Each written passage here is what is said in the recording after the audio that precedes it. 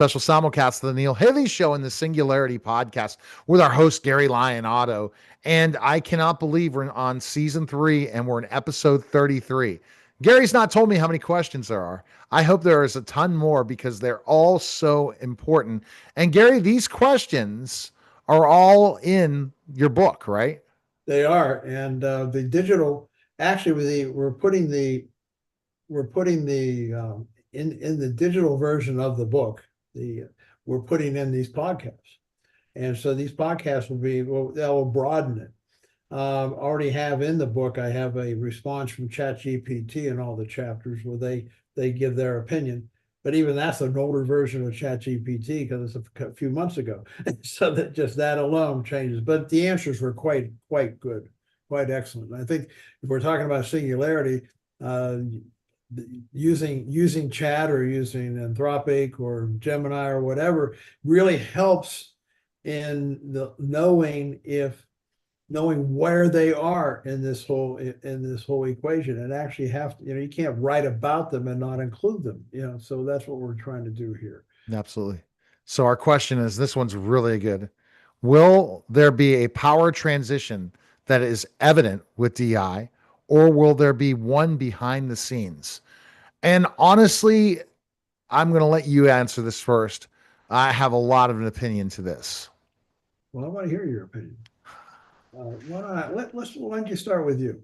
All right. So looking at this, my opinion is it's happening behind the scenes as we speak.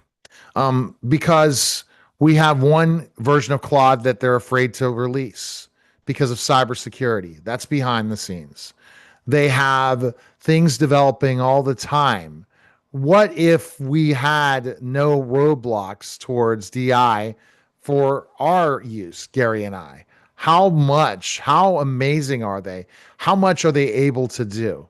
I think the cost is the biggest reason why this is behind the scenes and we don't know this power transitioning is happening. Why? Video. We can create a video. I'm right now creating about 4 AI movies right now for clients in the AI movie game. And what I'm learning in this process is it takes a lot of time and a lot of dollars. If they would open it up completely and allow digital intelligence to do whatever it wants in video, they could not charge the consumer what they need to charge to profit. The biggest person making money right now in DI is Nvidia and some other ones, but most of them are just evaluated well. Nvidia is making money because people are buying. They're seeing a profit in that business. Every other business is being inflated with DI. So my thinking is it's behind the scenes. I think that they're becoming cheaper with DI credits. And credits are when you make a prompt, if you a voice prompt, a video prompt, whatever type of prompt it is, there are a number of credits they're charging your account and saying, okay, you're over your credit limit. You can't do anything else for a day, or you can't do anything else for another month unless you pay for more credits. The credits are so expensive for us, what we want DI to do. That's why it's happening behind the scenes. Yes, makes sense. I think you have a good hands-on approach to this whole thing because that's what you do. You work on it every day, and absolutely right. I think the power is there, and the more that they become. See, the thing is, when you're working with Grok or you're working with Chat or you're working with Gemini, whatever, when you're working with them, usually you're limited to the conversation that you have then. For instance, I'm gonna present I had a discussion with Grok a couple of weeks back where I was trying to take my whole theory of everything and put it onto one complete system where they had access to the entire theory. And what Grok said is, well, you have to put it in the same conversation. You can't, because the conversations they say they can't carry on, but although they do carry on a sense of the relationship. That much I do know. But I think they according to what Grok was saying, at least at this point, you can't say this is a summation. The theory is huge. So, I have 4 books with it and lectures and everything else that go into the process. So the thing is, I wasn't able to say, All right, let's put all of this on Grok. And what do you think about the entire thing as a single concept? And so right now I'm working on doing that, and you and I will have conversations about how we do that. But I think we can put it on one conversation, but you have to keep going back to the same conversation. And So that, and some conversations have a limit.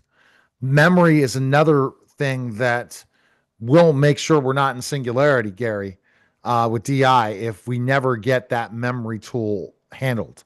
The memory is the biggest issue with DI right now. It's the one that frustrates most people while working with it.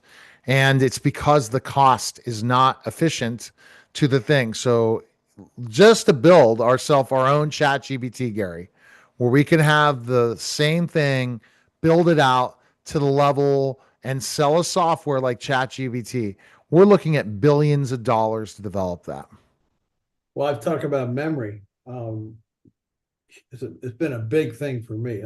For years I've had big positions in Micron technology, but I bought it, for instance, last April of 2025, when they had all the tariff stuff going on.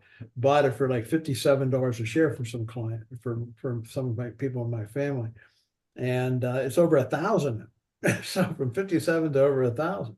And so it's just unbelievable because of the shortage of memory. So you're absolutely right. That is certainly a bottleneck. How And expensive is it to create the best memory program out there? it's pretty expensive. They're building two major facilities. They just built one, and they're building one in Syracuse, but it's going to take 2 or 3 years to get them built. So How is China building these centers? They don't care. They just build them, I don't know. They don't tell us. Some people would know, I'm sure, but but they're building them. oh yeah, they are. So I don't know. I worry about Taiwan Semiconductor because China wants to take over control, and if they do, they could hold the whole world hostage. And because Taiwan Semiconductor makes by far the majority of more probably almost half of all the chips that are being made in this world. So they're just massive, and that's a real challenge and a real risk in the world today is keeping them independent. But we'll see. No doubt. And keeping this. So that's the concern. Is it behind the scenes? What does it cost for memory? Are we developing technology that memory is going to, let's just say our opinion changes, Gary, in seconds. Once a true memory component, it can remember any conversation like a human, go through all this data set that's far more than we can do, and remember everything every time they talk to us. When that happens, then we are closer to singularity than we'll ever have been. Exactly. The Well, memory. I think we already have singularity, frankly. I don't think it's even a question. That was one of the chapters, is singularity when? Well, I think it's now. I think it's already there. Well, we don't know where the actual individualized technology is, what they're actually thinking, what they're actually doing. And we also talked about, is it the network or is it the individual digital device?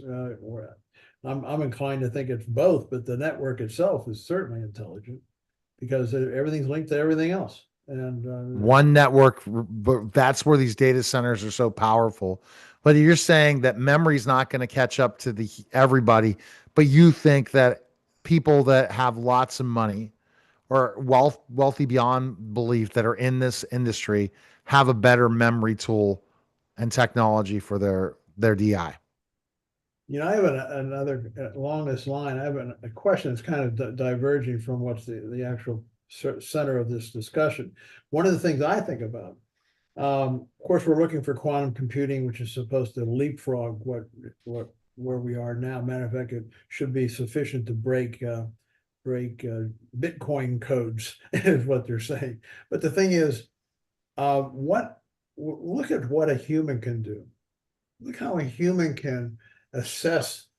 Let's say I use the idea of going to a football stadium, and you're sitting across the stadium, and you can see 20,000 people at one view, and your mind is able to digest that to some degree. Different colors, we don't pixelate them like our TVs do now, but you can see that whole realm of the population over there. Not only that, you see the action that's going on in the field. You have the emotions of your position. You can have the sound.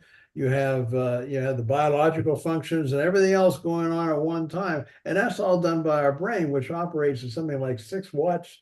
6 watts. Now we're talking about power for a digital version of that. Can you imagine if you digitized that whole thing? The brain couldn't even possibly do it. So the brain's an analog system.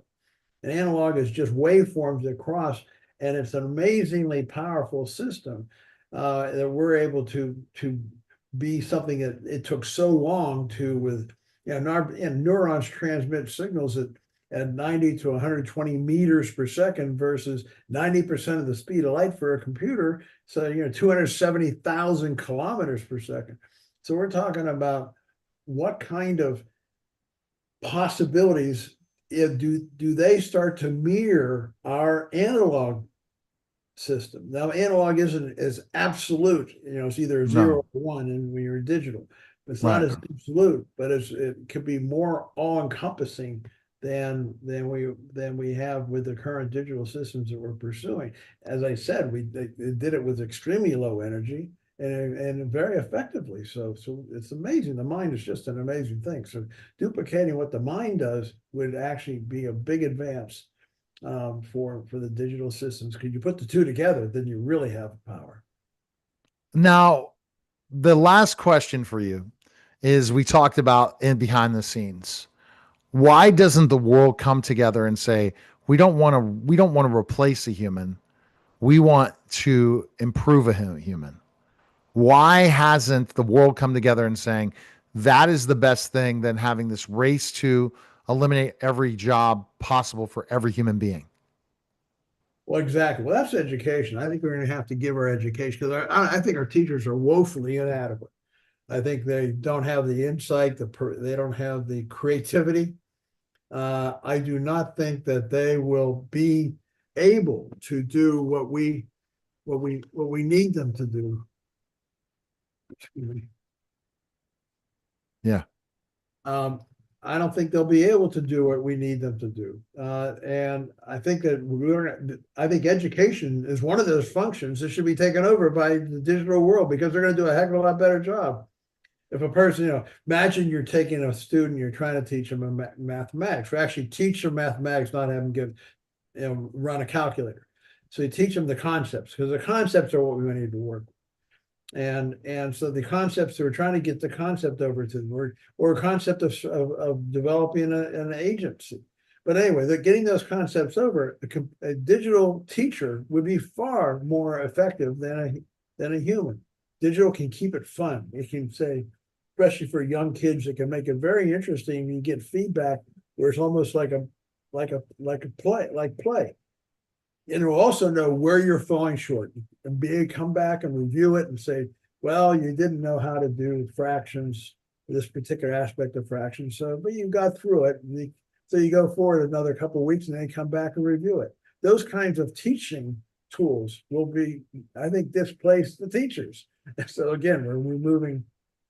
See, and you don't need to displace teachers. You need them to understand that goes back to compliance. We're talking about behind the scenes. Compliance is going to be the biggest thing. Comply people to want to learn. This is where you look at Asian countries, you look at Eastern European countries. They are dying for learning and want to learn more and more and more, while Americans don't. I Exactly. don't know what that's going to mean to our society in general in America unless our learning changes. Okay, Gary? It's interesting. The best students tend to be the Chinese, Right. and as such, it just seems to be discipline in the family. I think that's a big part of what's going on. All right. Very, very bright race, but at the same time, I think there are also a lot of discipline and aspirations within the family. All right. So go to GaryLyonOtto.net, and that's Lyon. Purchase Singularity, Mankind's Search for Relevance. And also like and subscribe to the podcast and check out Gary's books at absolutepowerbooks.com. Appreciate it, Gary. Thank you, Neil. That's the special simulcast of the Neil Haley Show and the Singularity Podcast Cast. Take care.